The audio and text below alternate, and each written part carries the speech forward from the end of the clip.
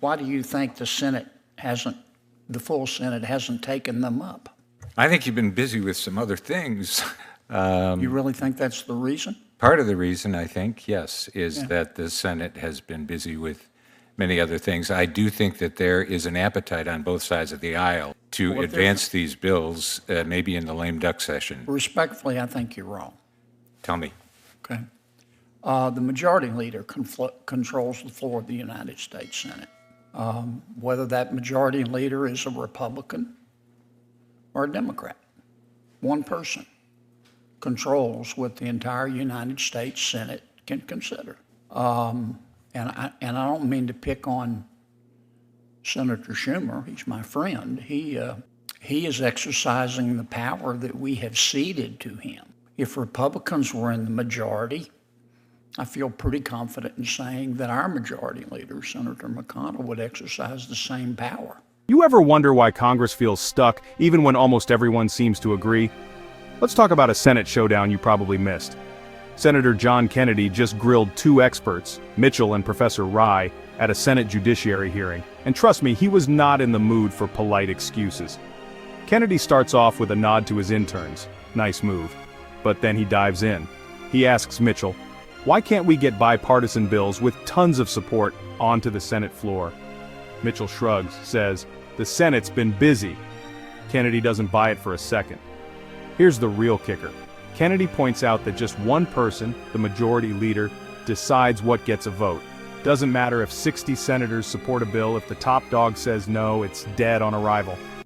All senators are equal, and some aren't more equal than others, and that if a senator can demonstrate that he or she has 60 votes to pass a bill, perhaps through the number of a co-sponsor, though that wouldn't be the only way. That senator should have the right to bring the bill to the floor of the United States Senate and allow senators in front of God and the country and their constituents to vote on it. Senator, you're way over my pay grade. Okay, you don't have an opinion on that? No. Professor, you're an attorney. Do you have an opinion? You don't want to make Senator Schumer mad? Is that your concern here? That's an excellent question. It does seem to me that that level of control could be not optimal. The level of control exercised by one person. You're a professor, right? I am a professor. Not optimal. Correct. Yeah. In the real world, we say it sucks. Kennedy asks, shouldn't we get a vote anyway? That's the kind of question that makes the room go quiet. Next up, Professor Rye. Kennedy presses her on whether this power hoarding is good for democracy. She says it's not optimal. Kennedy shoots back, in the real world we say it sucks. That's Kennedy, cutting through the academic talk and saying what a lot of us are thinking. Then he pivots, hard, to pharma companies gaming the patent system. Rye calls it patent abuse. Kennedy asks, is it illegal? Rye admits no, so why isn't Congress or the FDA stepping up? Rye finally agrees.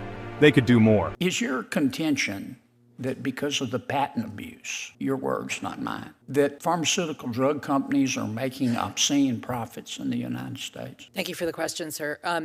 I don't think it's obscene. I think that, as many people have pointed out, in the United States, we do fund research and development for the whole world, and that's a very, very knotty problem. So that's a challenge that I think we all need to take on. I do think that patent abuse contributes to lack of innovation, which might seem counterintuitive, but I'll tell you why. Because let me stop you for a second, because I'm going to run out of time. You use the term patent abuse. You're obviously using it in a pejorative sense. Is this patent abuse illegal? It is not currently illegal, but there are mechanisms that we could readily employ to curtail it. Understatement of the century. Kennedy wraps up with a mic drop. Let's change the rules. Give every senator a real voice.